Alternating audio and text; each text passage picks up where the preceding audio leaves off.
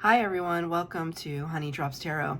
This is a reading for the sign of Sagittarius, Sun, Moon, Rising, or Venus. Sag, thank you so much for being here. Thank you for all of your likes, shares, and subscribes. I truly appreciate it. Just a quick note, please do not fall for any scammers. I will never reach out to solicit for a private reading. I do offer private readings, and if you're interested in signing up for one of those or in making a donation, you can find that information in my Buy Me a Coffee link, my official Instagram and TikTok, all listed in the About section of my YouTube page. And I thank you so much in advance. Saj, I hope that you're doing well. I'm going to be using 2 decks for your reading today. The first one for the overall energy is going to be from the Star Seed Oracle. And for the tarot reading, I'm going to be using a brand new deck that was gifted to me a couple days ago, the Butterfly Wisdom Tarot deck. The cards have been pre-shuffled. This is for Sagittarius, Sun, Moon, Rising, or Venus. Thank you, Spirit. Right away. Activated Earth, Power Places, Ley Lines, Trust where you're led. This feels so appropriate for Sagittarius energy. Yours is a sign that is known for being an explorer, a traveler, highly interested in ancient paths, ancient societies, history, culture, sociology. It's interesting too. Power places, ley lines, trust where you're led. So you could find yourself attracted to places that have very high significant kind of esoteric backgrounds, mythical backgrounds, ancient ruins, pyramids, Stonehenge, Machu Picchu, places like that. Göbekli Tepe is coming in here. There's this portal energy that wants to really be highlighted. It's almost as if even if you don't go anywhere physical, there's something that is expanding your consciousness, your worldview right now. There's something about that. It's interesting. I was talking to my twin flame about, he didn't know what ley lines were. So I was trying to explain it to him. Then I realized, it's like, how much do I actually know about ley lines? Because it's this idea that there are certain places on the planet that have a concentrated or heightened intensity of energy, and that on particular lines or coordinates on the earth, you often see people gravitating towards those areas who have a natural proclivity to psychic ability, any of the clairs, any kind of like witchcraft or things like that. They gravitate towards areas like that. So in a place like the United States, you could either find it in New England, which is kind of that area of Massachusetts and Salem and Maine and all those places where there was a lot of supposed witch activity. And witches are basically just connecting to the earth. That's all that I think that they were doing. I mean, maybe there was some spell casting, who knows. Also in the United States, it could be the Southwest, Arizona, New Mexico, areas like that, that have, really intense vibrational energy in them. And so you could find yourself attracted to these places or wanting to know more, perhaps dreaming about them, or perhaps feeling a certain energy when you find yourself physically in these places. Spirit is saying that it's kind of echoing past lifetimes for you. I see this. It's weird. It's just like I see this as like the minute you step through this portal, it's like you enter into another dimension or another lifetime. So you could be looking at your family lineage, but I could see you also interested in hypnosis and conjuring up your past lifetimes, conjuring up the Akashic records. And why do we do that, right? Why do we look at something like past lives? It's so that it can help us to explain our present. I've had my Akashic records read several times, and when I have had them read, I ask very potent questions that have to do with my lifetime now. Yes, I've asked, what did I do in a past life? What kind of jobs did I have? Who was I married to? Things like that. But then I would ask other kinds of questions. For example, why is it that I have a hard time finishing what I start? And I asked the Akashic Records a question like that, and I got a very interesting answer that helped me to maybe try and get over any misgivings or hesitation or fears that I have about finishing things in this lifetime. So this could all be, it's very esoteric, but I feel as though Spirit wants to call attention to it, that this interest is, it's relevant. It's relevant to where you are in your life right now. It's like activating something within you that goes beyond a curiosity, a casual curiosity. It's like there's some deep knowing within you that you're ready to incorporate this information into your life. Whether it's psychic downloads or being drawn to certain physical places and spaces. It's important. Let's see why. Some cards for Sagittarius, Sun, Moon, Rising, or Venus. What's going on for Sagittarius? These are channeled messages with the help of tarot for Sagittarius. Knight of Cups in the reverse. Knight of Cups in the upright can talk about messages of love, of friendship, something authentic. And the Spirit wanted me to say not fully formed. There's something, because the card is in reverse.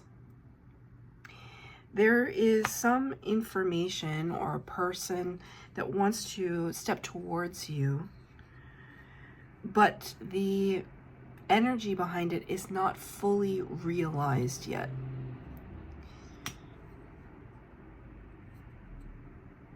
Let me pull another card.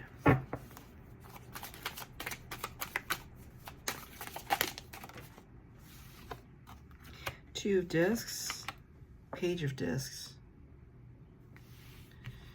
Two of Discs, Page of Discs.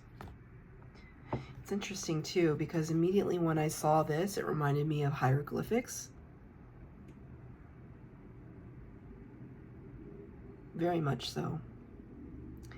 Two of Discs talks about multitasking, juggling, kind of sometimes prioritizing too much to the point where we end up prioritizing nothing. That's the kind of hiccup of the Two of Discs or the Two of Pentacles. There's almost a lack of focus. Page of Discs, Page of Pentacles talks about a burgeoning interest in something brand new and wanting to step towards that interest. It's very very beginner's mind energy. It's very beginner's mind. Like, that's why it doesn't feel fully formed. It's like there's something, maybe it has to do with these interests that you have in history, in your own personal family lineage. I feel as though there's something in your life that you're you're called towards, but you might not know why. You might not know why. But you could be getting some signs and synchronicities that are pointing you in a certain direction, but you can't, it's not fully formed. You know that it keeps repeating, but you don't know why. You don't know what it means.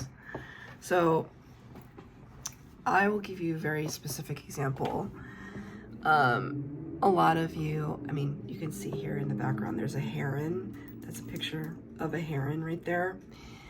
My whole bookcase collapsed, so I had to kind of do some redecorating, and that just seemed like a perfect place for it. But I am at the kind of beginning of my spiritual awakening, the middle part of my spiritual awakening. There was one day I was in the park and I saw a heron bird, a blue heron. And they're awkward. Like, they're awkward creatures. They like skinny legs, and they're kind of big and fluffy, and they have long crooked necks, and it's just like, they're just an awkward bird. But for some reason, I became absolutely preoccupied, almost obsessed with herons, and they became my spirit animals to the point where, like, I have herons everywhere in my vicinity.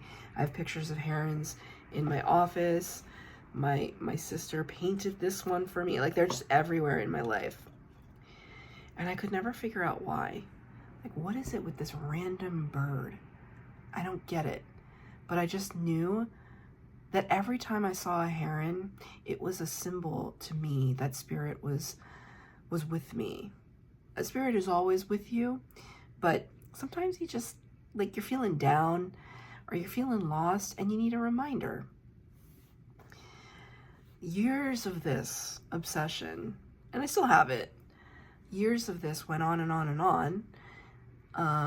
I come back into union with my twin flame after 5 years of no contact, come to find out that when we were not talking at all, and he was going through his dark night of the soul and I was going through my dark night of the soul separately, in his deep meditations and visions, he was the heron. And he told me this before I even said anything.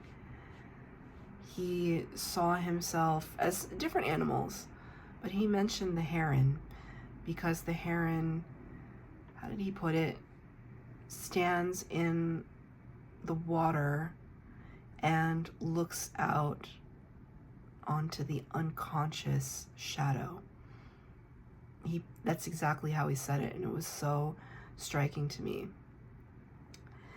But as he was telling me that, I started to freak out because there's, like, it could have been a million animals. I could have chosen a slug. Like, it had to be that bird. It had to be that creature. That there was this psychic link between me and my twin, because of course there is. But there was no way that I could have known. Although my subconscious knew, my spirit knew. So there's something like that happening for you right now, where either maybe you're seeing an animal totem, maybe you're seeing the repeating numbers or repeating name, or you just, some location in the world just keeps popping up into your consciousness. And you just keep saying to yourself, what is it about this thing, this place, this person, this name, this number, this color, this whatever? It just keeps popping up. Why? There's something like that happening. So it's starting this curiosity within you, but it's not yet fully formed. And that's okay. At least there's this acknowledgement on your part that something is shifting, is moving, is changing for you, right? Activated earth. Something is activating.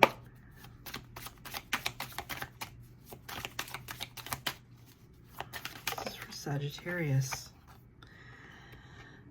Justice card in the reverse, number 11 of the major arcana, Libra energy. The Justice card talks about karmic balance, karmic justice, contracts,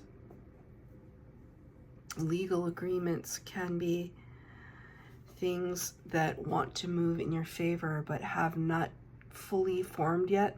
There's a lot of unfinished. I feel like unfinished business. I think this represents this.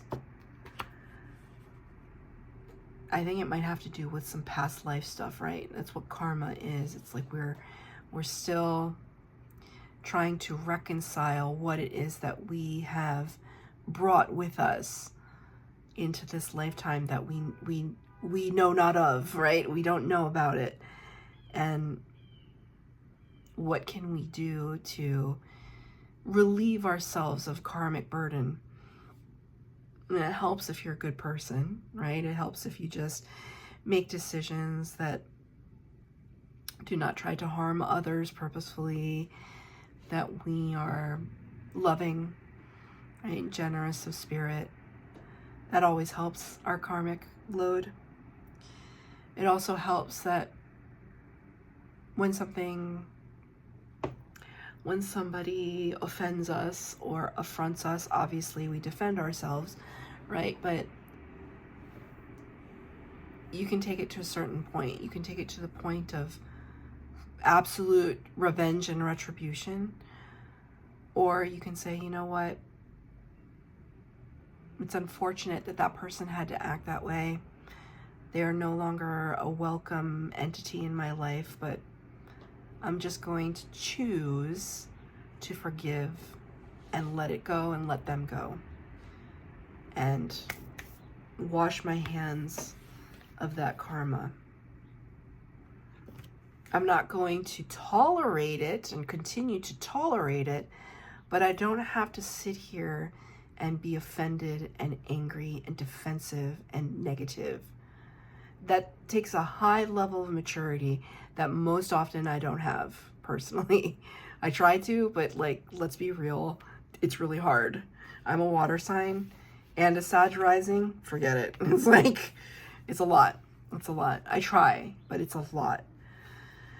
So it's almost like you looking back into these places perhaps is trying to understand some of the present karma that you may be experiencing. And that curiosity of like, well, how do I approach it?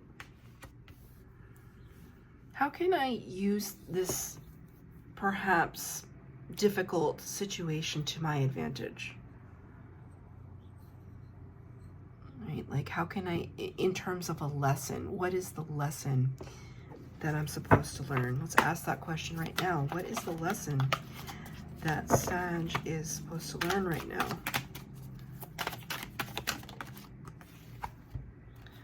The Emperor in reverse. Letting go of control. Number 4 of the major arcana, Aries energy. Emperor is the power of all 4 kings of the tarot.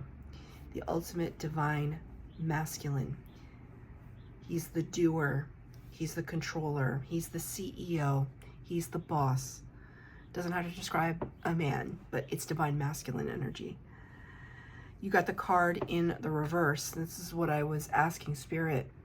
What is the lesson? The lesson is letting go of control. I'm not saying that it has to be total, like, surrender. Let's surrender to what is. Like, there is still some part of you that's going to want to take charge. But in the moments where we don't have total control over something, how is it that you are reacting to it?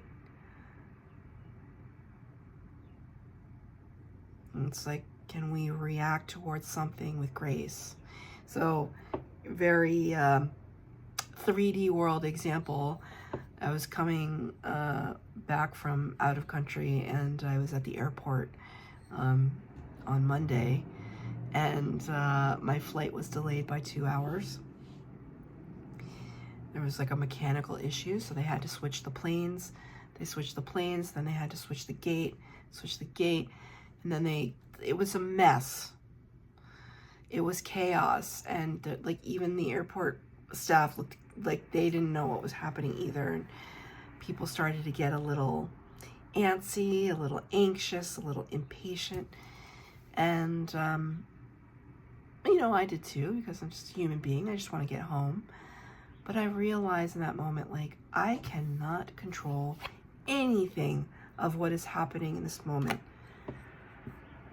So as long as I know that I'm protected, and I know that to be true, then I'm going to trust that Spirit is protecting me in this moment from something that I cannot see.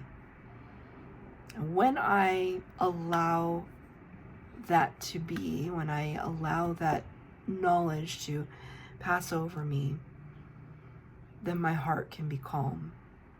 And I can say, you know what? As long as I make it home safe and sound, I will be blessed. That is a blessing. And I did. 2 hours later than expected, but it's okay. It's okay. So there could be some situation in your life right now. Perhaps it feels a little unfair. How is it that you're going to react to it?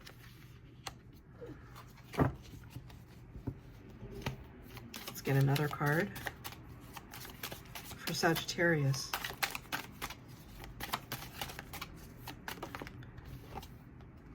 Aha. And when you understand how to work with the energies, how to recognize when delays are just very beautiful redirections, when you understand the flow of the energy that you're dealing with, then you can embody energy like this. Number 1 of the major arcana, the Magician. This is Gemini and Virgo energy. The power of all 4 suits of the tarot. The Master Manifester. It's even more powerful than the Emperor, right? Somebody who can literally bring about whatever is in their mind into their reality. This, even the design of the butterfly here is so intricate, so beautiful. When you can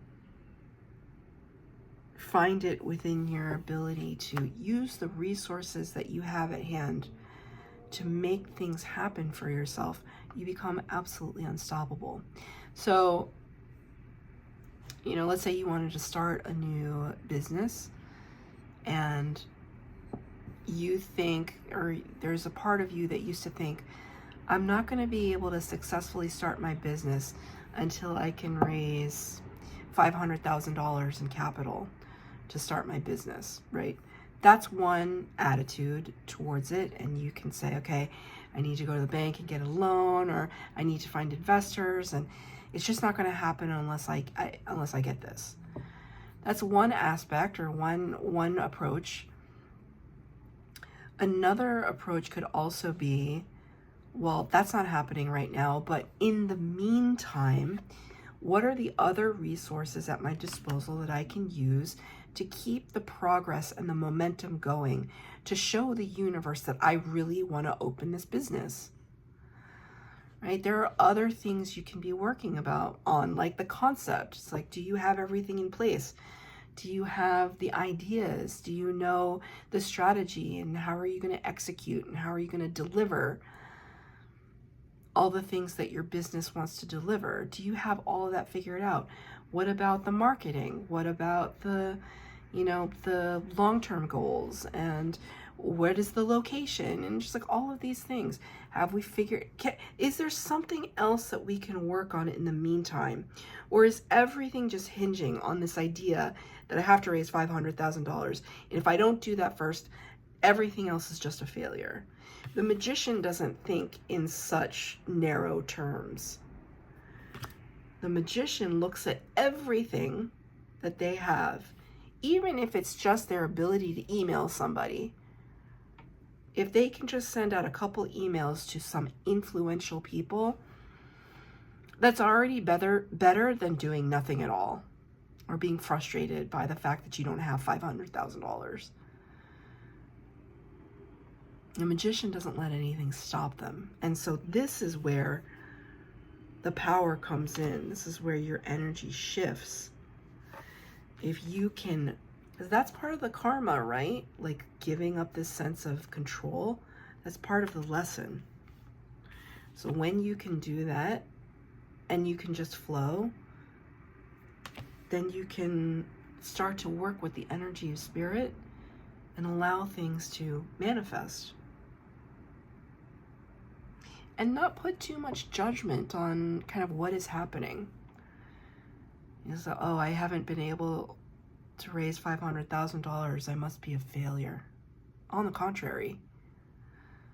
Like maybe you have a fully formed business plan. How many people, I mean, maybe there are a lot of people out there that have a fully formed business plan. I certainly don't. So if somebody were to come to me and say, yeah, you know, I've worked on this, I've done my research or whatever, I'd be like, you should be so proud of yourself that you put in all that time and energy into taking yourself seriously. So let's get a card of advice from Spirit for Sagittarius. Queen of Pentacles. Isn't that beautiful? Queen of Pentacles, Queen of Discs. That's a card of abundance. That's a card of this stability, this sense of stability about you. By the time we reach the Queen of Pentacles, like, we understand what it's like to put in the investment, the hard work. We've worked on that all along to the point now where we're going to be able to kind of reap the rewards, reap the benefit of all the hard work that we've put into something. So much so that there is a sense of generosity as well. The Queen of Pentacles is very generous, also very beautiful, attractive, very similar to the Empress. There's this,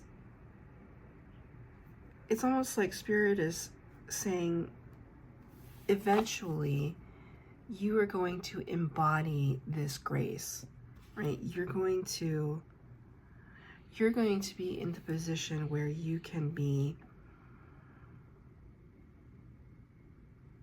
the mature one, the one that understands kind of how to work with the energies, and you will be able to offer, like, foster that in others. I really feel that that's part of your destined path here. Okay, because it's like, first of all, it's saying trust where you're led. And I want to say trust how you lead. Trust how you lead. That's your reading, Sagittarius. I hope that it resonated. If it did, please like, share, subscribe, comment down below. Please hit the bell notification to be updated as to when I post new readings. Thank you, Sag.